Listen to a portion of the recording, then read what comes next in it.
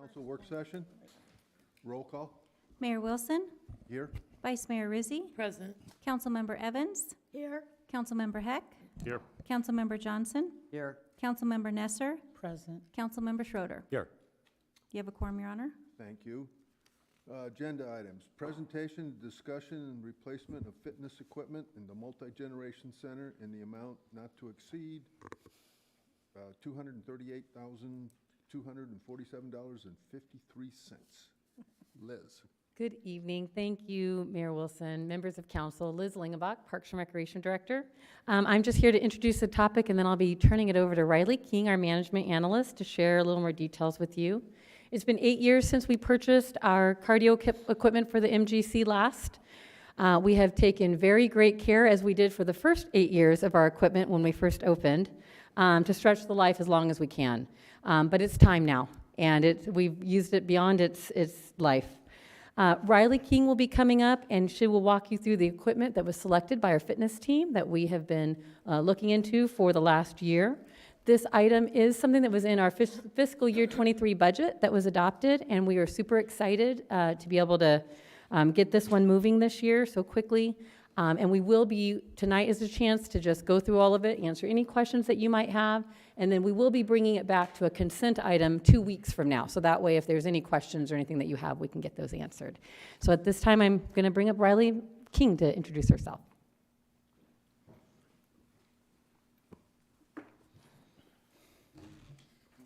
Hello.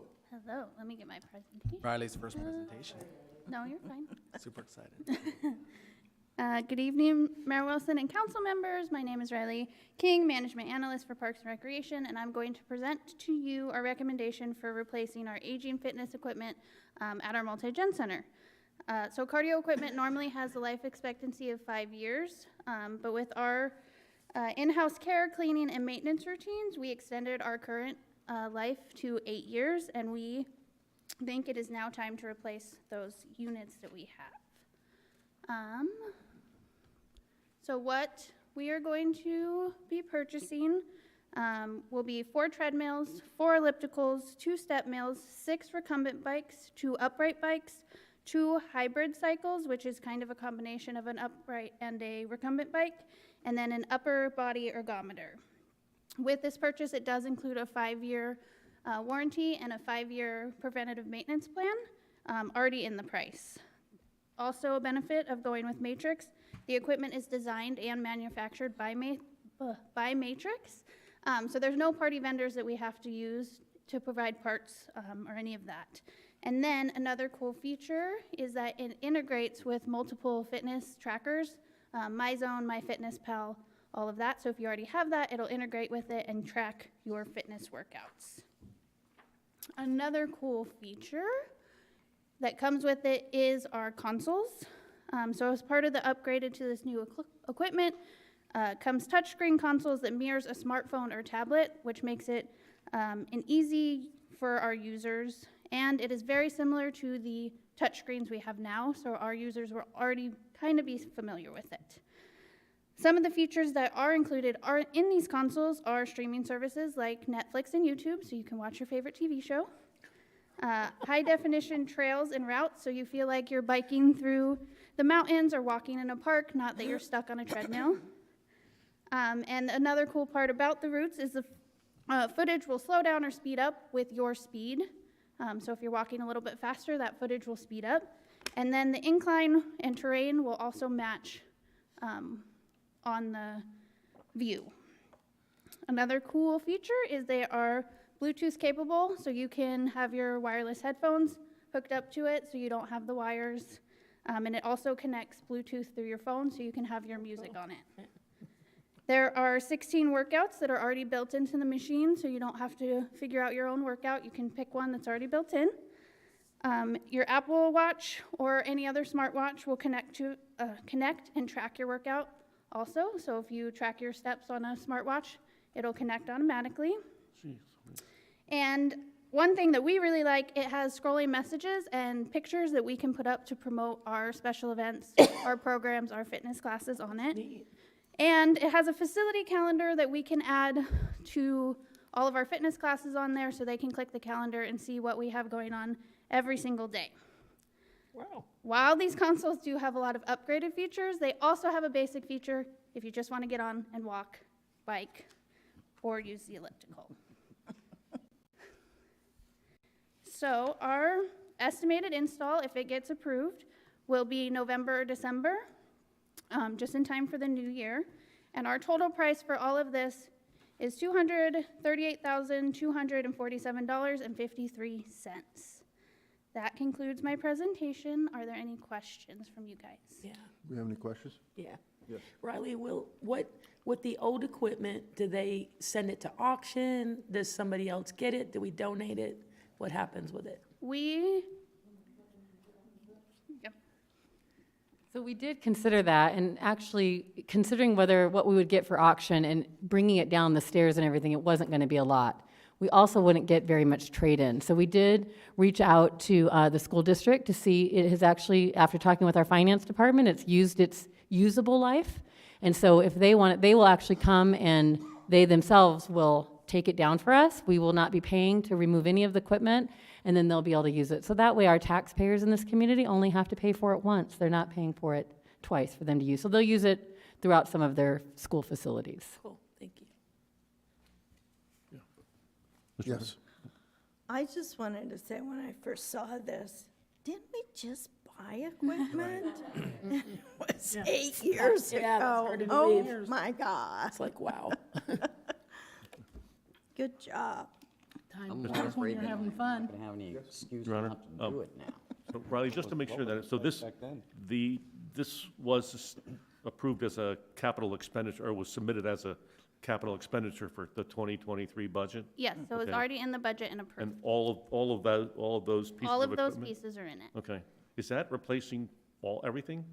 We are keeping the two flex striders, so it's like a elliptical, but it's a little bit different. Matrix doesn't have something that's like that, and our members really do like those, so we wanted to keep those two pieces because Matrix doesn't have something that's similar. Okay. But it will replace everything else besides the two.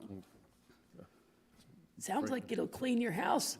All you gotta do is just get on that thing. It Yep, does get everything on it and else. go. Just show up. It's very Anyone impressive. else? Very impressive, so, thank you. All right, thank you. Thank you. It wasn't for long. Okay, presentation, discussion, and resolution number 2239. Liz again. Okay. Thank you again, Liz Lingenbach, Parks and Rec Director. I'm just going to pull up the CAP trail map for our reference. Here we go. And then we can pull up anything else that you might have questions on. So the Central Arizona Project Aqueduct, we all know it as the CAP Canal. That's 336 miles of a system that pumps water from the Colorado River to all of southern and central Arizona. In its initial planning, many years ago, they identified multi-use, non-motorized trails as an additional feature that could be used along that same corridor. And in 2003, the trail, that whole section, was designated as a national trail. And so cities and counties, after that point, have been working to develop, or had been working to develop along it for many years. In 2015, Pinal County completed the master plan for their portion, the part of the CAP Canal that is in the Pinal County county limits. They worked on that for many years, along with over 30 other jurisdictions that are either public land managers or cities and towns that are within that area, including Apache Junction. Pinal County started on the southern border, and so on this map you can't see it. This map is of Phase 3, the part that we're going to be talking about tonight, but the CAP trail, the National CAP Trail that is in Pinal County, starts down at Picacho, and it comes all the way up to Apache Junction. They started on the southern end. Kent Taylor, the parks director there for Pinal County, basically that was an area that was going to be a little bit easier to start. Our area has over 30 landowners in it that we have to coordinate with and make sure that everybody's on the same page. So they started in the southern portion. They've actually constructed the 12 miles that were in phase 1. And then they are already in the design process for about the middle section of this trail. And now they are working on, this last year, we have been working with Florence and Pinal County to talk about the section that is called phase 3 of it. It goes from Florence to Apache Junction. And as you can see up here, the Florence's portion is a little over 5 miles. Our portion is a little over 7 miles. And then the county has about 27.5 miles within this phase 3 section. So we've been working on this over the last year just to make sure that the partners and all of the landowners are still okay with the original master plan. And now it's time to kind of formalize the next steps, so which is to design and complete the environmental assessments, all the things that we're going to need to know to see how much it's going to cost to build it. Those are very necessary steps. What I want to share with you is that this trail is very primitive, so don't think about it like it's, you know, blazing a trail in the mountains or at Silly Mountain. It's using existing maintenance roads as well as other adjacent areas. So it comes at a fairly low cost compared to other types of trails. And they already have a really good experience with the portion that they've already started down in Picacho. So right now, this IGA is between the 3 parties, Town of Florence, Pinal County, and City of Apache Junction, for us to formalize our decision to design it together and to go through those next steps. We must have this in order to be able to do our environmental assessment. This is the time to do that prior to getting construction dollars. We have an intergovernmental, so what you are going to see is the intergovernmental agreement as well as a resolution in order for us to be able to enter into that. Pinal County will be taking the lead on the whole project as far as getting the design team, all of that stuff. They will follow all the processes that we normally would. They have groups that already do this in their department. Our portion is not to exceed $45,000 for the entire design and environmental assessment. So for that amount of miles, that's a really good portion. As you could see in the intergovernmental agreement, it kind of breaks down more what Pinal County's portion is, what Florence's is, and it's proportional to our portion of the trail. Let's see. That's what I have today, but I'm happy to answer any questions. We will be bringing this back to consent on October 4th for your final consideration, so you'll have some time to kind of think about if there's other questions. Mr. Mayor. Yes. Liz, okay, the 7 miles that's in Apache Junction, you said there's something like 20 landowners. Go back and tell me a little bit here. Is that, when this was first initially planned out, these landowners, did you and the county or whoever go talk to them? Did they sign any kind of an agreement saying they would do this? And now it's here years later. I mean, what happens if some of them right in the middle back out and you can't? Absolutely. You know, that kind of situation. And, I mean, assuming this is going over people's property, it's not an issue of the public walking through somebody's private yards or Excellent whatever. question. So all of this is public land, none of it is private land. Okay. And so all of the public land managers for the entire CAP trail, so that was probably 30 or 40 different agencies, Bureau of Reclamation, Bureau of Land Management, State Land Department. There's 2 railroads in our section, so they were part of the process. So they have leases and all kinds of things that we had to work with. So all of those groups were part of the initial planning process that happened prior to 2015. So all of those people came into rooms for a year or more. We were one of them, and they all shared what their concerns were, what were the things that needed to be done in order to build this trail. So the trail, as you can see, the CAP canal is right here. As you can see, there's a section of the trail that does not follow right along the CAP. It has to meander a little bit. So when they designed, or whenever they did the master plan, they took all that feedback from every single one of those public land managers and made sure that in their initial planning phases that they were taking into consideration whatever needed to be mitigated. So this is the major flood control structure that's going to be changed. And it's different today than it was back then. So this last year, before we even got to this step that we're here today, the last year has been Kent Taylor, myself, and the Town of Florence Parks and Rec Director meeting with every single one of those public land managers to say, here's what you agreed to whenever this was first talked about. What are your concerns today, and are they different? And every single one of them, while they might have one or two concerns, I should say, they're all things that we would feel we would be able to mitigate in order to make this trail happen. And then that's where the design comes into play. So now we have all of that feedback. They will be part of the design process, and then the civil engineer or whatever the engineering firm that the county gets will work with all of those individuals, and they will actually start to design where fences need to be moved, or if there's not an existing maintenance road, is that an area that we'd have to blade a little bit? Keeping in mind that it's a pretty primitive trail, and it will make it so that we are impacting the area as little as possible, because that's what many of them are interested in. Does that answer? Yeah. Okay. How is it going to be marked or whatever, so people don't wander off onto go some other wrong direction and get lost? Yeah, so they'll have trail markings, they'll have trailheads all along. So as you can see, there's some trailheads already designated on here. Those will have maps, and then they'll have different markings along the trail so that you kind of stay on that trail.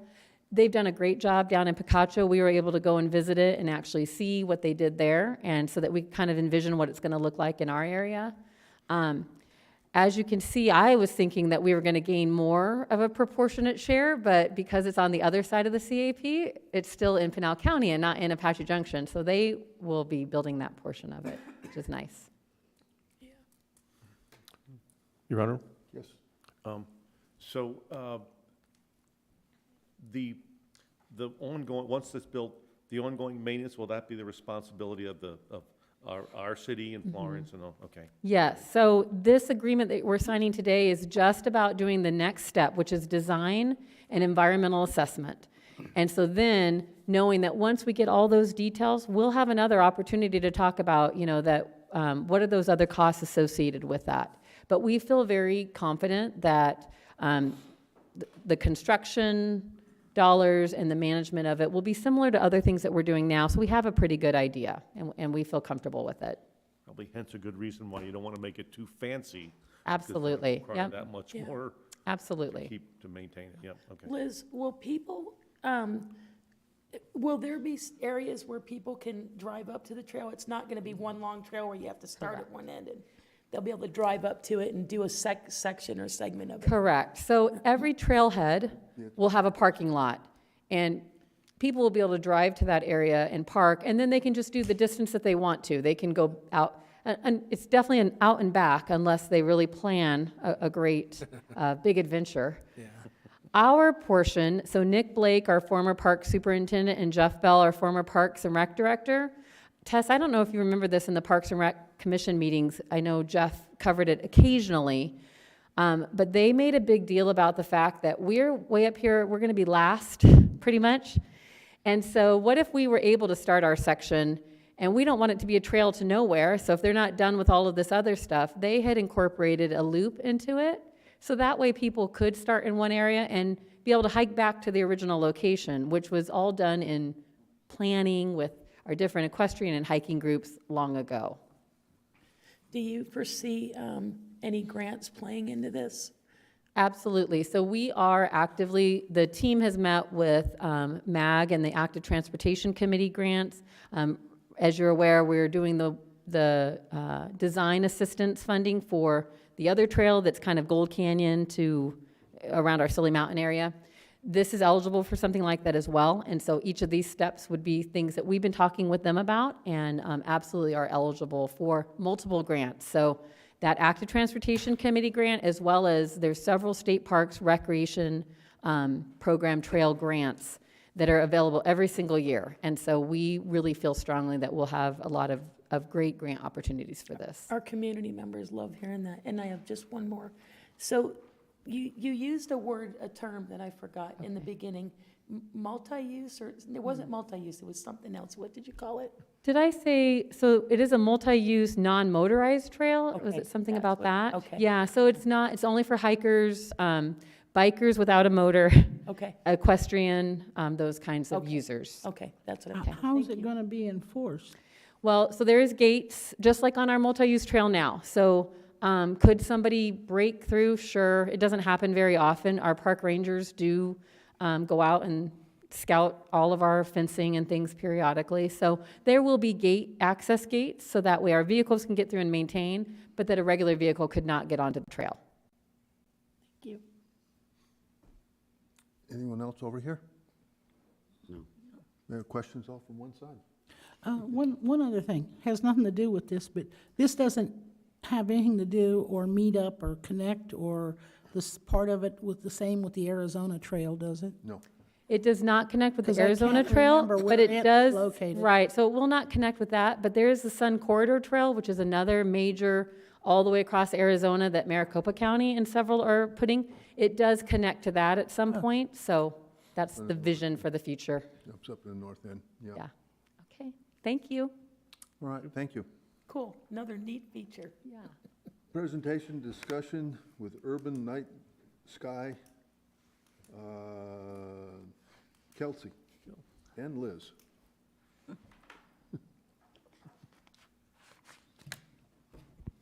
All right, good evening, Mayor and City Council members. My name is Kelsey Shatnick. I'm a planner on staff, and tonight I have an update for you regarding kind of where we're at with the dark sky process and kind of what we've decided to do moving forward.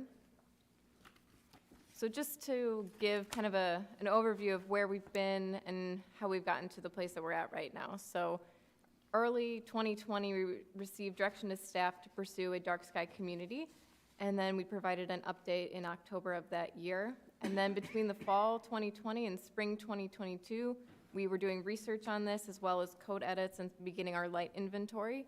This also included having multiple meetings with our dark sky designated contact point and kind of going back and forth with those revisions.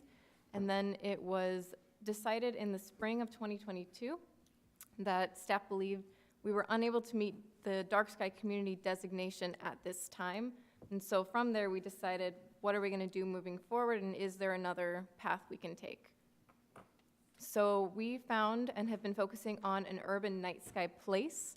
So that is a municipal park, open space, observing site, or other similar property near or surrounded by large urban environs whose planning and design actively promote an authentic nighttime experience in the midst of significant artificial light.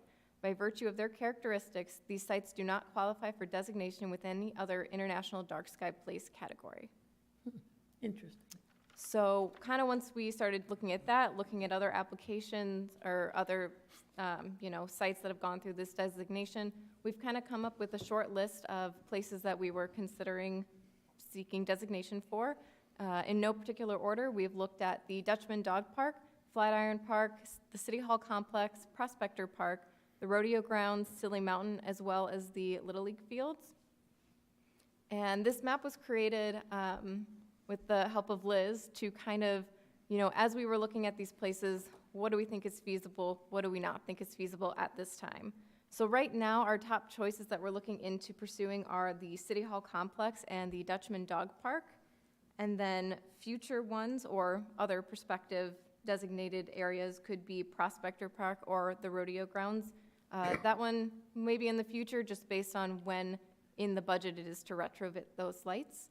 And then either tough or ineligible locations include areas like the Little League fields. Those fields were recently had light updates, and we have confirmed with the installer they do not comply with dark sky.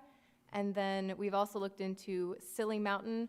That one's not off the table, but that's going to take a little bit more coordination with the dark sky contact.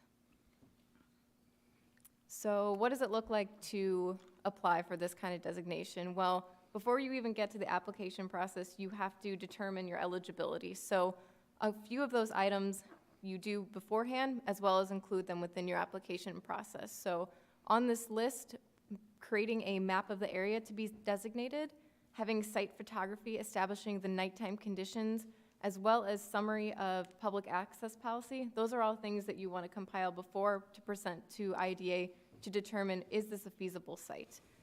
This is especially important for the public access policy, since if under no circumstances the public is not allowed on the property at night, it is not eligible to be a dark sky, urban night sky place. So that's a really important one to look at as we look at these options.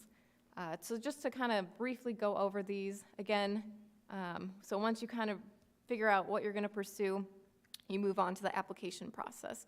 So you create a map of the area, you obtain letters of nomination from an IDA nominator, letters of support from local administration, again, site photography, establishing nighttime conditions, the public access policy, gathering management documents supporting dark skies as a valued resource, creating a light management plan, creating documentation of a baseline sky quality measurement prior to designation, conducting a light inventory of that place, providing a description of programs and products related to dark sky awareness within the community. So that kind of hits on the public outreach that is a requirement of any of these applications, as well as future plans for site activity.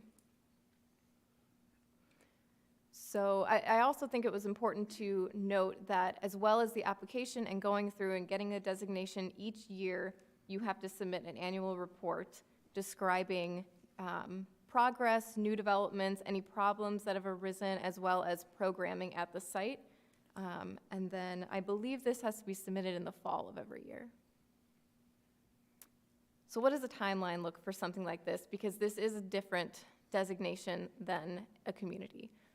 So according to IDA staff, so initially I reached out to all of the people who have reached this designation and said, what did your timeline look like?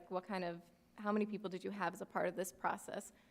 From everyone that I heard back from, it was between 6 months to a year, depending on how many staff members or community volunteers they had taking part in the process, as well as the site specifics. Because with this kind of designation, each site is going to be different, which means each requirement and application is going to look different. So that is, it kind of shifts the timeline depending on what the site looks like. And then I also reached out to the IDA contact and I said, is this a reasonable timeline? Do you think that, all of these applicants got it in about that time? And she said, yes, I believe so. And that the biggest thing that takes the most time is retrofitting lights. So it's much easier if you have 10 lights to retrofit versus 50 on a property, as well as gathering enough data to meet dark sky monitoring. So you have to go out at night and monitor at different times, at different, weeks and months, as well as outreach and education. It just takes time to establish different programming for different sites and get the help that you need to move that forward. So I will be back here tomorrow as well, looking for direction to staff on this item and, to pursue this type of application. I am here to answer any questions you might have. Yes. Go ahead. Kelsey, in layman's terms, to obtain this urban night sky place for these parks, tell me some of the things specifically that have to be done that's different from what we've been doing at our parks. And what is the benefit to our community, whether we do it or not do it?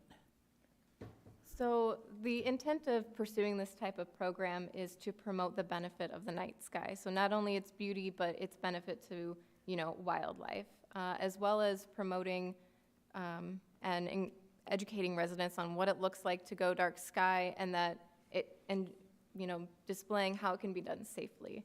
I know that's a big concern with a lot of, you're making things darker. Is that a concern? And a lot of these sites, that is the intent, to say, this is how you do it, this is how you do it safely. And then, I'm sorry, what was the first part of your question? Well, just curious, what's the benefit, what have we been whether we do it or not do it? So kind of differences, and that's something, so we actually have scheduled a meeting with our IDA contact in mid-October to go over, I've already sent her all the list of items that, the places that we're looking at, and we have a meeting with her to kind of go over what it would take to make those be dark sky. And then, in terms of comparing it to what we've been doing community-wise versus not, you know, you might have to change different aspects about the park. So you might have to change whether or not people can publicly access it after dark. You might have to change, you know, the light management plan is basically saying, okay, if this light breaks, when we replace it, we first decide, is it required? Can we eliminate this light? And if not, then replacing it within the dark sky standards. So that's kind of a little bit, you know, a little difference that you'd have to make little changes to what is currently being done at these parks. Initially, some of these folks weren't up here when Robert had brought it, you know, and wanted to investigate. But it seems like with just the process, we have a little bit of a conundrum. You talked about safety. That was the first thing. My first thought would have been gone to Silly Mountain and rodeo grounds, but then you talk about nighttime, safety. Yeah, we got quite a little. It's not quite as simple as people think. I know a lot of people are excited. When Robert had first talked about it, I heard feedback from the community. Yeah, let's do it, but they don't understand fully what all is entailed. And with each of these sites, you know, each site is different. So we, you know, we did look at Silly Mountain because, okay, it's dark, there aren't any lights out of there, but that's part of the challenge. You don't have lighting, you don't have anything to retrofit, so you have to come up with some creative way to be able to meet the requirement. And then, yeah, if you're not allowing access after dark, creating programming where, you know, maybe you have rangers out there facilitating a specific event on site instead of just leaving it open at all times. What? Oh, sorry. I guess, Kelsey, just a quick question, just as we're looking at these various locations, do we have to have a certain number that we get approved? I mean, or is it's all or nothing at some point? They'd all have to be approved to get this urban night sky designation? For this application, it's site-specific, so we can just do one at a time, or you can do two at a time. It just kind of, if you start to do more, it's going to extend the process. So if we get one of these locations approved, then we can call ourselves we can say that we have an urban night sky designation? That you would have an urban night sky place Place. designation within your community. Okay, just that Yes. one location. That one location. But we could promote that as, hey, Sure. we're an urban night sky place. Yeah, Absolutely. And you are required, upon receiving designation, you are required to put a sign on site as well as maintain it. So, Okay. you know, you would have advertising that if someone were to go to that place, oh, it's an urban night sky place. Yeah. Kelsey, just for the public who might be watching this, you might want to touch on exactly explaining what night sky is. It doesn't mean you just turn out all the lights and everything's dark and black completely, because Right. a lot of people, I think that's the biggest thing that confuses most people, not understanding exactly what night sky means. Right, so one of the biggest, requirements and ways to go dark sky is by changing out your fixture, so to change out the light on a property. So, you know, you don't wanna see the lamp, so you don't wanna see that light bulb. So shielding that, having the light face downward, as well as having a low correlated color temperature. So that means instead of having a bright blue light, it's having more of an amber tone light. And especially that's important for an LED light, because I think there's a misperception that LED means dark sky when that's not the case, because a lot of LED lights are very bright. So it's just about making minor modifications. It's not about turning all the lights off. It's about dimming the lights and doing it safely. Thank you. I've got one more, but I want to hear the other questions first. Couldn't the city do this on its own without having a Sure they could. designation? And just have, you know, we have these 3 sites, which I'm not really sure I like the idea of City Hall being dark, but couldn't we just, because to me, it seems like there's a lot of work involved with it, and I apologize, my allergies are horrible. You know, to go through this process every year, we're in such a huge growth change. Why couldn't we just have, this is designated in Apache Junction as a dark sky spot, without having the designation process? So we could do that. You just wouldn't have that IDA stamp of approval. And I think that that's something we are actively implementing within the city as it is. Any new development that comes in, we say, we're pursuing a more dark sky community. We ensure that their lighting meets all of those requirements. And that's what I mean, yeah. that's already kind of a part of what we already are doing. We are moving in And that direction. so, other than having like the good housekeeping stamp of approval, I have very few stamps of approval myself. I don't need many of them. But, in order to say staff time and, it just seemed like it was a cumbersome process. It can be, and we can definitely, things that we have considered as a part of this process in terms of public outreach, we've already discussed, what if we create a city web page that has information the on dark how to be skies, dark yeah. sky? Maybe a pamphlet to hand out at the front, at the front counter when people come in with home plans or developers come in to kind of provide that information so that they can kind of assist us in that. And with, City Hall has the LEEDs designation. Well, other than cities, that is so expensive to do that normal business population don't even apply to do those things. And to me, this seems like it's still one of those same kind of things, that we could do it ourselves and promote it ourselves, just not have an Your Honor, could A we have sign. Liz come up and just talk a little bit about some parks things, Sure. parks items? She's saying just do it. We're navigating that way anyway, is what she's saying, without having that You just won't have designated the seal. and- certification. Yeah, Why So- do it but- without the designation? right, but Yeah. we are navigating that way. I get what she's saying. Let's give, So just to answer the question about in our parks and different areas, so the ones that we identified were ones that it might be very simple for us to already do. So I know you mentioned you don't want to make City Hall dark, but it already is, and it might be a level that's already acceptable. And so that's what we will be meeting with the IDA folks to find out a little bit more about this is what it looks like. The dog park, we installed solar lighting. We installed some lighting that is pretty low level. So Kelsey's taken the time to go out there. She's taken photos. She's already done some of those steps just to get an idea.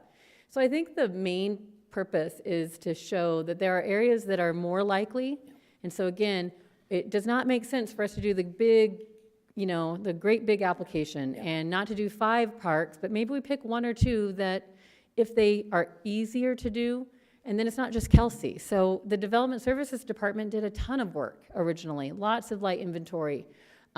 We learned a lot through the process. We helped, with this little minute amount with parks, but we learned so much more after meeting with Kelsey, that things that are in our CIP right now for next year and the year after to retrofit our lighting at Prospector Park, for example, is already in our budget. So our light manufacturer that would do that, they've worked with many cities to make it an urban dark sky place. And so they can help us to make sure that it's designed properly right from the get-go. So Little League, I thought we did the shielded lights, we did all the things that you need to have for it.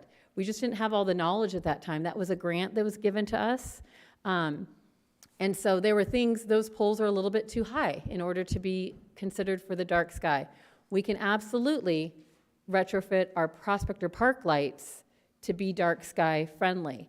It's in an area where, when you ask about the benefits to Parks and Recreation, we had somebody come to our Parks and Rec Commission meeting that is upset that their night sky view is ruined by our old halogen metal halide lights that are 35 years old, ruining their dark sky view. And so as we look at these, we would identify ones that were simple. Our department could be more of a resource for Kelsey, so that way it's not her and her team doing it alone. I think there's a lot of benefit to it, but again, I echo everything you're saying of, we want it to be we don't want it to drain everybody's time or anything like that, so we would want to pick things that were simple to do. So trying to make the right alignment of what's a good fit. Yeah, and so that's why we generated this map, was just to kind of show where we would probably start and things that were already in place that might be simple for us to implement right away. So, but we could, because we've learned a lot from this whole process, from Yeah. the dark sky and from this international dark sky, have our own designated, as we do things and change things, because like you just said, those lights have been there for 35 years. I don't know where this person has been for 35 years, but Probably new to the community. They just moved here yesterday. you know what I mean? Yeah. Because if you're at Prospector Park, you need a certain Yeah. amount So of light. absolutely, at some of those plenty things time. could already be done. I think the key is that promoting that we do special things. So again, even at City Hall, we're a LEED certified facility. What does that mean to the rest of the public? You know, but maybe it is educating folks and letting them know that, yeah, we're LEEDs. It means that we are caring about the environment. We're caring about sustainable building and not just wasting everybody's resources. So I think that's what it's about, and probably from a Parks and Rec and library standpoint, more than probably a lot of other areas. That, those are conservation, sustainability are things that are definitely in our mission. So again, if it didn't cause too much, you know, too much workload, or if we can help with that, that would be sensible. If it's too cumbersome, and if we find out from that meeting with the IDA folks that it's just too much, then that would be another decision point to make. Yes. One of the things that, I keep hearing about, I do know that we have been moving along the lines to get the darker sky look for out of the area. But that's really great for the people that are already here. But if you do not get designations that you can list, and people are searching for places to live and where to go in Arizona, when you have those certifications, you're on an area that people will find you if they're interested in those kind of things. And they may bypass our area if they don't know that we are moving in that direction. We may know it, but the general population that's outside that may want to look towards Apache Junction and make their future home, it's an invitation and a welcome mat for them. Robert? Yeah, I got a few questions. Well, one of them, like the Little League fields, for example. We have night games, Little League night games? Yes, we do. In the summertime? In all times of the year, there might be, it might not be Little League, it might be a club practice. We do a lot of practices and things like that out there. Okay. Is there not like exceptions for sporting events when it comes to this stuff? There are, but if you want to have a dark sky designation, your lighting fixtures, your heights, They there are gotta meet ways the of doing criteria. it. So it has to still meet that. And in order to get this, so again, back to community, we were going through that one had exceptions, it had some other things, but it had a whole lot of other problems. For this one, we can still do it with sports fields, but you have to do it at the design level. And so Musco Lighting, who does all the sports fields, they've done it with other agencies where they submit the design, and then IDA would review that and make sure that it is still dark sky compatible, but also safe for sport play. And do we not already have an unofficial dark sky ordinance for the city? It's not unofficial, it's official. We have a dark sky ordinance. Okay, so anything that we do moving forward to just increase our chances of getting these things designated isn't anything that we would normally do anyway. Kelsey, you can explain maybe how the ordinance works? So our current ordinance is, so when we were looking at pursuing a community, our ordinance did not have the specific requirements. It didn't outline specifically like calling out color temperature and calling out the specific requirements of a sports lighting. So while it is dark sky, there are retrofits that would need to be done as we update our codes to directly match with dark sky. But any new development that we have been receiving, we tell them we're pursuing dark sky, these are your requirements, and we give that information up front. So it's kind of like, it was all about the education. So if we knew then what we knew now, when they put that ordinance in place, they may have very well put those restrictions on the type of lighting it is. We It's could've just said. because we didn't know Yeah. that what needed to be done to be considered an IDA sky. Even though we were going for dark skies, and we put the ordinance in there, but we just weren't educated on what type of lighting you actually really needed. You don't know till you know. Which is why moving forward, looking at Prospector And now Park, that now we we have do that know- knowledge. Now that we do know, For the next It makes step. better sense that we yeah. kind of move in that direction. Yeah. Yeah. Well, one of the things I think that, and I'm going to make a quick comment here, is one of the things I think that people are misconceived with dark skies. And that's one of the things I think that, I want to say, an education as to determine what it is. Like the comment made that don't want to make City Hall darker out there. Dark skies does not mean turning off all the lights. And that's one of the things that people are misconceived about. And you had made the mention that you have to have certain lighting there already and maintain that lighting. I think is very important to make sure that people understand. More about reducing that light pollution so that you can see those stars. So it just, it's, Robert initially brought this up, and I think for the most part, the folks that were up here were, on board. I don't think at the time we knew how time-consuming and how really in-depth it was gonna be. We're getting there. It's gonna take probably a little bit longer than we thought, but we'll get there. And it totally makes sense to go for the low-hanging fruit. The easier, get it in, get our certifications or whatever with the places that are closer to being what we need already. But I just have one thing, I don't know if you can even answer it, but there's some neat things that I keep seeing, and it's these little glow-in-the-dark stones. I don't know along our trails if those will ever come about or if those will ever help or, I don't know what type of lighting specifically, but I could just picture, some little trails and things up on Silly Mountain where they have those. And solar lighting, I don't know how that fits in with this lighting. So we'll see. We'll get there. It'll happen. Just gonna take some time. Absolutely. It's all about just educating, ourselves and the public. Anyone else over here? I actually have a question for our city manager. With the new community coming in on the south, how much of this at all was built in for those requirements, for that to be built that way? Having dark sky? To some degree, very little. They have their own zoning regulations. For dark And so it's to our dark sky ordinance, but it's not to this standard. So they meet our dark sky ordinance that we have in place, but it's not like Councilmember Schroeder. I think he articulated it very well. Does that help? Yeah, I'm just curious. Yeah. Anyone else? Your Honor, I'll just say that tomorrow's desire of staff is to get direction. Kelsey will be back to get that. We're looking to see is what exactly you want, which maybe process you want us to go through to keep it going. We're certainly also working with others in the community as well. And we'll look forward to your direction tomorrow, then we can hit it hard. Okay. I've got one more question. So, the current application is being worked on.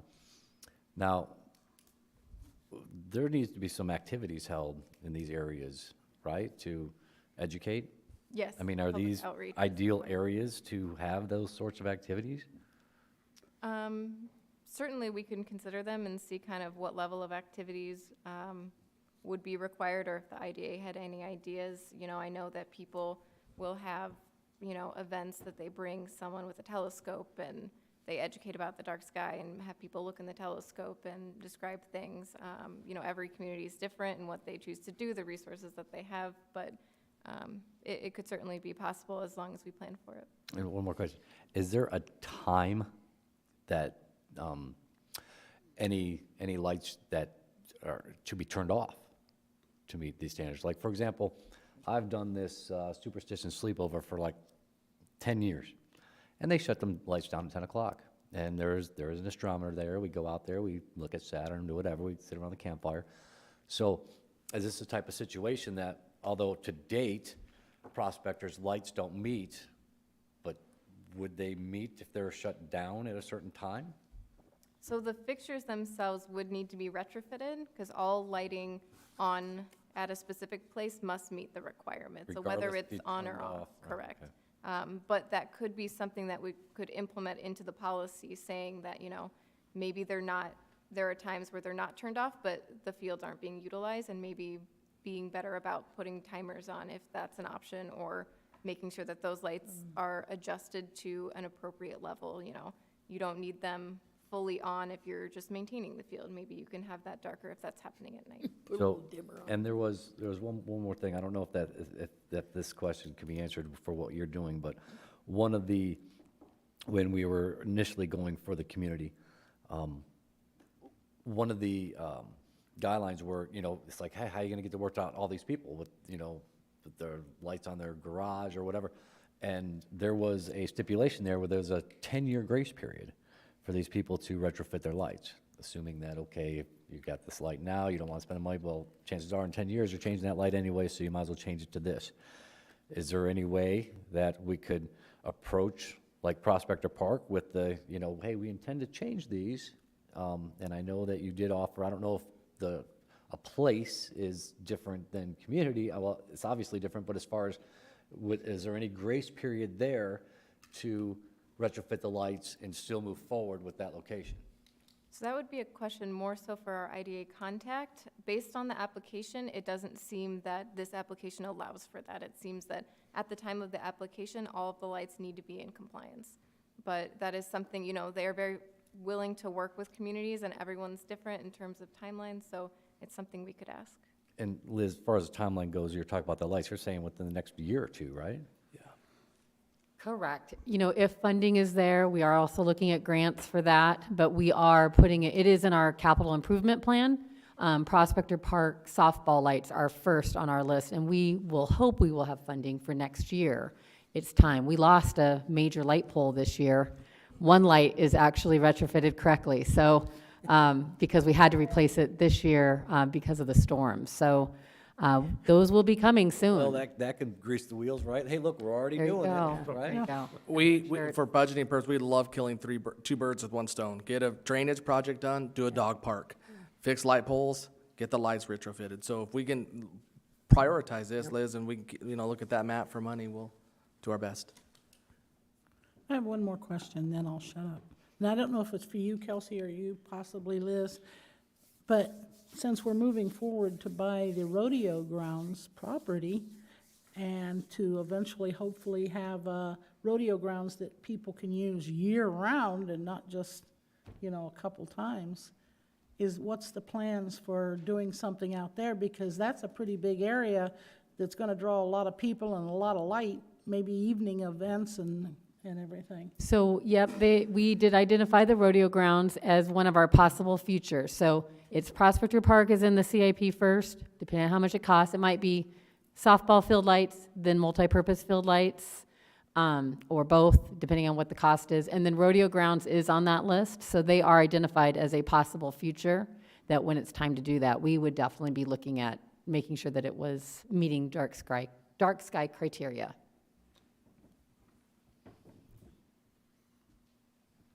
Okay, thank you. Thank you. Thanks, Kelsey. Presentation discussion of PW 22-26 bulk fuel request. I want bulk fuel. You really wanna buy that much all at I once? darn sure do. Good evening, Mayor, Council. Heather Hodgman, Administrative Services Manager. So we were here about 3 months ago to discuss bulk fuel, about our contract and asking for a First Amendment due to the fact that we were over our annual amount for our contract. And at that time, we did talk about going out for a request for proposal since our contract ends September 30th. So we did. On August 11th, we went out for an RFP for bulk fuel. On August 25th is when we received 2 responses. Southern Counties Oil, DBSC Fuels, and Pinnacle Petroleum. We received 1 additional vendor, but city staff did not open this packet. And all the responses were unresponsive, which means Southern County Oil did not submit the required exhibits. So you have to submit your licenses, your agreements, everything is required that's on the list, and they did not submit everything. They did not submit any of their state licenses, they didn't submit a city business license, and those are required. Pinnacle Petroleum did not recognize 2 addendums that were sent out. Addendums are clarifications on the RFP that people have asked, and we've submitted them. So they did not respond and accept that and actually clarify that in their response. The additional vendor, that city did not open their packet. It was addressed directly to me, instead of city clerk's office, and it wasn't conspicuously marked, which means project number right over the whole front of it, saying what it's for. It was a small little sticky on the very bottom, so staff missed it. And it wasn't submitted to the city clerk's office. So at that point, city staff did not open that for any potential conflicts or questions that might arise. So, to continue on with the bulk fuel, I'll kind of go in steps, so I apologize since they were a combined presentation. To continue on to try to talk about the First Amendment that you graciously approved, with the bulk fuel topic, we're actually submitting a request for a Second Amendment to continue our contract from October 1st to December 31st, 2022 for an additional $360,000. This will give staff another opportunity to go back out for another request for proposal, get everything done, and hopefully get that awarded by the end of December if all goes well this next time around. Staff did talk to SC Fuels and Pinnacle Petroleum to let them know what happened so that they were aware of why they were considered unresponsive. So we talked about price last time. We talked about prices skyrocketed in June, I think about $6 for a diesel. So it's fluctuating. I mean, it's every day it's fluctuating with the Opus rack. So I wanted to go back over what Opus rack is in total differential. Opus rack is actually what the cost of fuel is. Say it's $3.85 a gallon for diesel, but you have to add that differential on top of that. Every day it fluctuates, so we can never tell what the price is going to be and the price that we actually want to order our fuel on until we get it that day. So over the last 3 months from June, our average has been about 2,600 gallons for diesel and 5,200 gallons for unleaded. The current price right now is at $4.04 for diesel and $3.85 for unleaded a gallon is what we've paid just recently.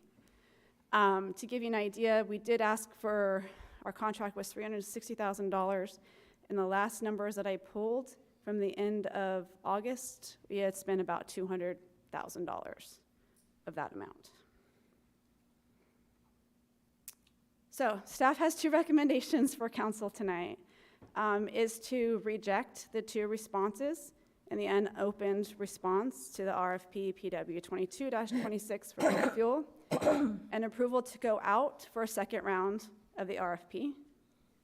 We're also recommending entering into a Second Amendment for Southern County's fuel for October 1st to December 31st of this year in an amount not to exceed $360,000. Any questions? Any questions? Yes. Go ahead. So you said you got 3 responses, but one of them was unopened, fell underneath the format, whatever. And the other 2, did this, Southern County's oil company, did they not send out for a bid? They did, they were unresponsive because they didn't submit the required exhibits. So they were one of the 2 that didn't work. Correct. So, Wouldn't they have had to have those things the first time around? Yes, and they had submitted them 5 years ago. They just forgot to put them in the envelope. Yes, I did talk to her, and she didn't know what happened because she checked it off because there's a checkoff sheet. And I said, I'm not sure where they are, but I didn't get them, and she didn't know what happened, so she was going to check into it, how it fell through on their end. But technically, you can't just call them up and tell them to send you the stuff, I right? cannot. But it's the way it is, what they sent you, and you either accept it or reject it. Correct. Yeah. And did we respond at all to the one that we didn't open? I have not. I have not responded to them. Is that normal policy? Well, Well, I mean, in this case, that we have to send out again for another RFP. I'll talk to him after, this is both on for the agenda for tomorrow for consent. If you guys approve the rejection, I'll go and open their bid packet and contact them. I just, Okay. if you do it prior, we could be in trouble, right? Yeah. well, and I don't want them to think that because their prices are too high or too low, like they got knocked out, but it's a safety thing, and so possible no protests that we could potentially have with it. So it's trying to help protect the city and Sure. Anyone else? Yeah, Your Honor. So Heather, these companies that submitted the first round, they'll have an opportunity if they wish to resubmit the second time and they'll just be evaluated based on what they submit. correct. Okay, all right. Second question, this is more curiosity. So the amount of fuel consumed, it was 2,676 gallons of diesel and 5,200 plus of unleaded. Is that per month or over 3 months? That was the average of 3 months, from June until. Average per month? Yeah, Okay. June, July, That's August. over 3 It was, months. We're yeah, we were, pushing vehicles, or we're hand pushing vehicles places then. Okay. Okay. All right. Anyone else? And the only question I have, you had said is, if we do a recommendation, so in our motion that we do for consent agenda, do we have to say that we reject? Yes, Okay. reject all bids and accept the and Mr. amendment. Mr. Mayor, to clarify, these will be two different items on the consent agenda. So one will be to reject all bids. Another item on the consent will be to, to approve the second amendment. Your Honor, Separate motions. I just have one last question.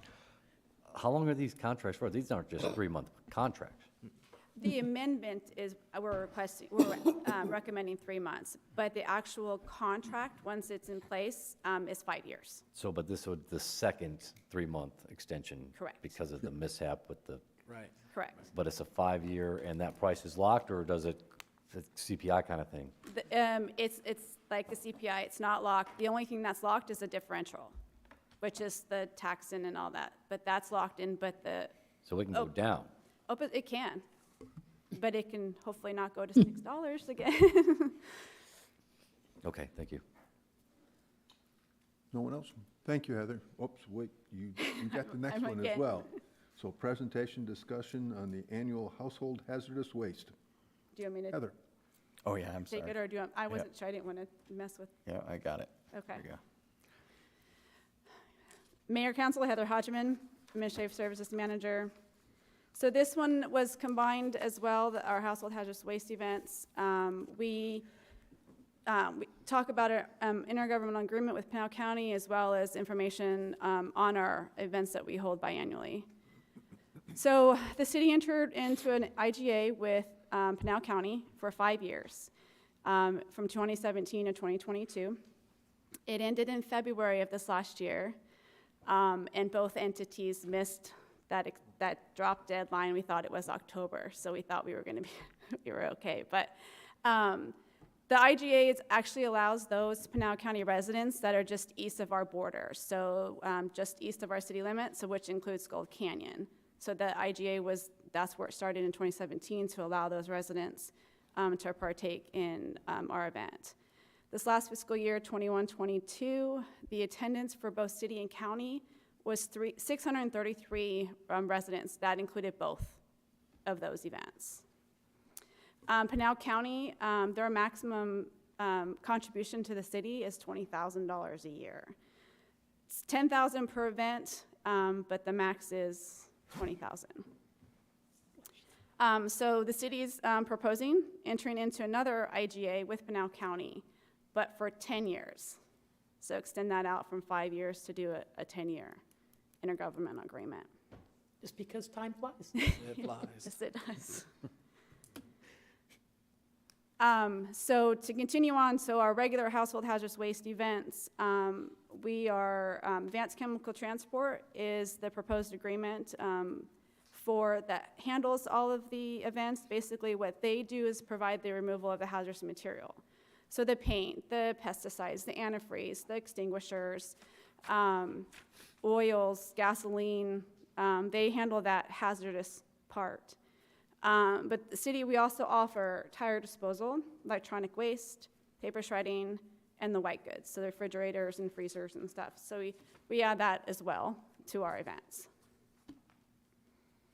Here's a map of what our city would look like of the accepting the residents.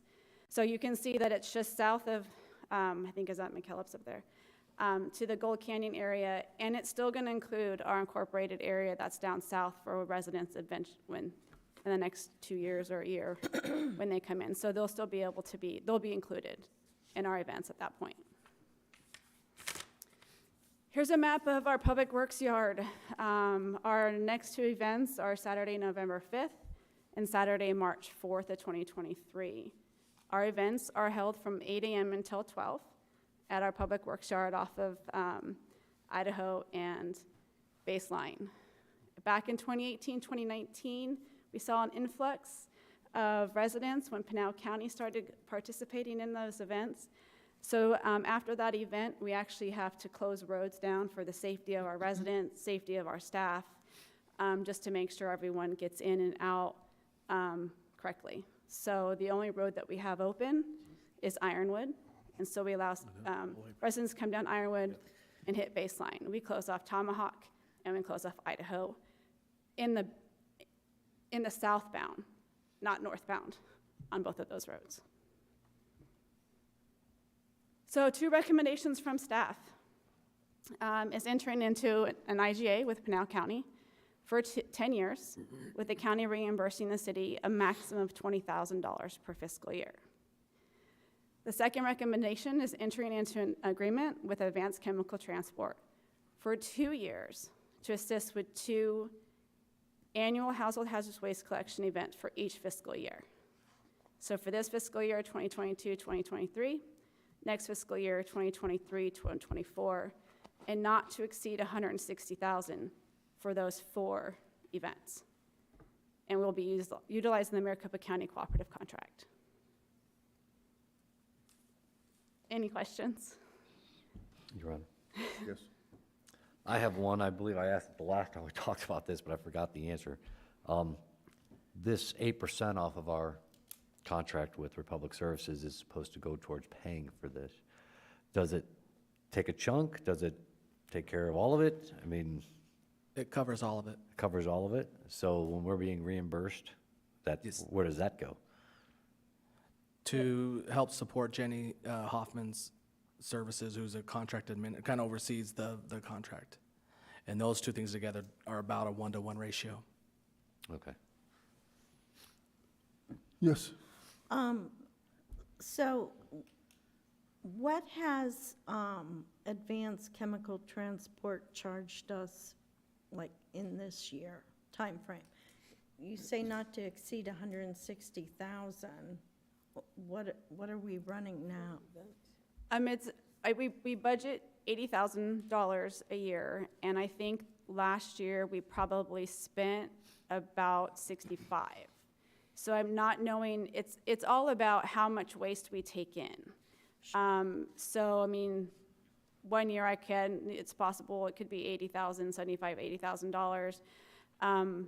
But we've actually slowed down, so not getting as much, residents per the events, depending on the time of year.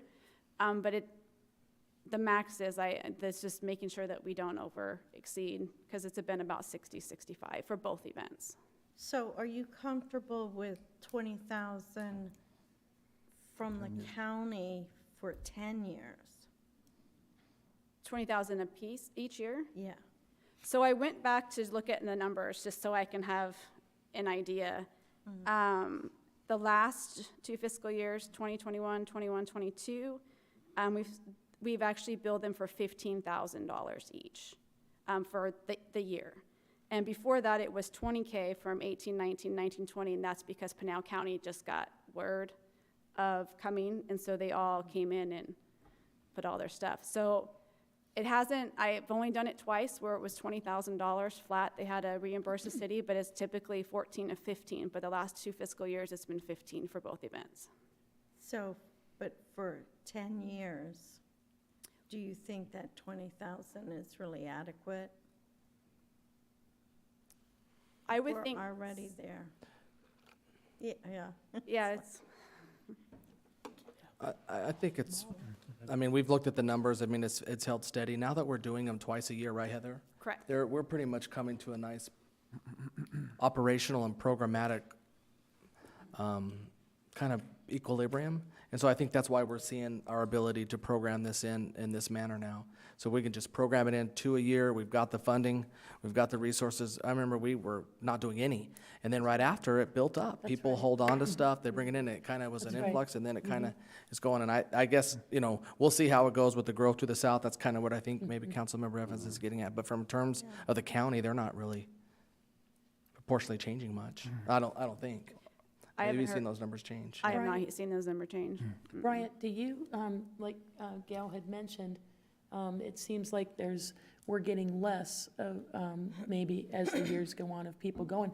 But wouldn't you attribute that, we have the additional pickups, maybe not specifically of these items, but with our once-a-month bulk pickup with our trash service, and, you know, with the trash service, I would attribute the reduction of these people coming to these events, and I would think that now it's opened up to the county. I'd like to know, do we differentiate between who's coming in from the county and who's a city resident? Those numbers, we do. I'd like to know that, and I would bet you that those county numbers are gonna increase, because with our trash services, people can get rid of stuff. I bet the county will increase, and that's something to remember too. Yeah. You know, before you go bashing AJ and say you don't want to be a part of us, remember Right. what The services membership, you're yeah, getting. services you're getting. Yeah. And just remember, this year, we've been working really close with the county on lots of different projects. So it's kind of this relationship thing. The county and the dog park has just been a great relationship.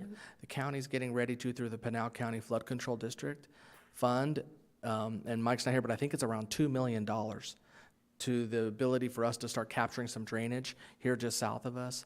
Liz just went over an intergovernmental agreement. My relationship with the county's been so strong. So to me, it's like one of these things, well, do we really worry about an extra $5,000 or not when we're working with them on millions? Yeah. And I just don't see, to me, over time, I see that, okay, so maybe after 10 years, we really need to evaluate it and be close. I mean, I know that we hit the mark really, really good for the last 2 years. Helps keep it clean. Yeah. You know, it's worth that few bucks. to- Encourage them to keep coming. We definitely Yeah. need to keep it clean. Yeah. Yeah. Yes.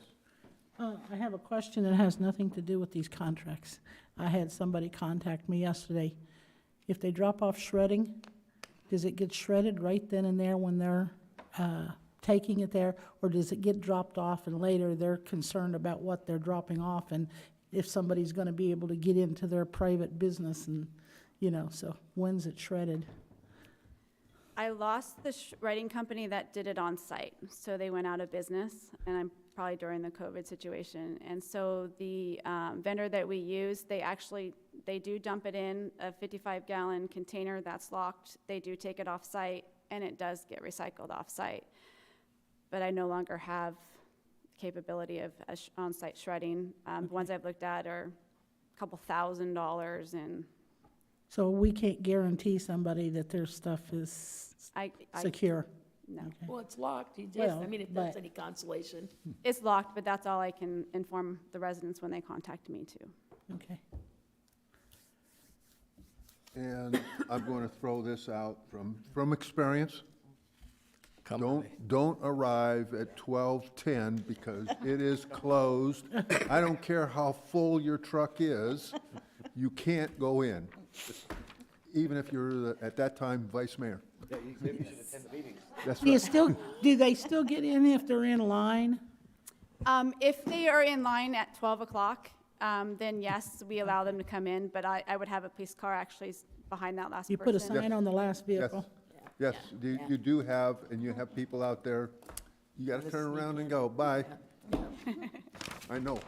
It's good that people are using the service though, so. It is great, and we're really, really happy that we have the ability to do this, and it hasn't been a hit to the general fund because of how the policy has gone. This is not on for tomorrow, so is that correct, Heather? We'll bring this In 2 weeks? in 2 weeks, yeah. Yes. Okay. All right, no other questions, right? And no other wisecracks from the, Nothing from the peanut gallery. thank you, adjourned.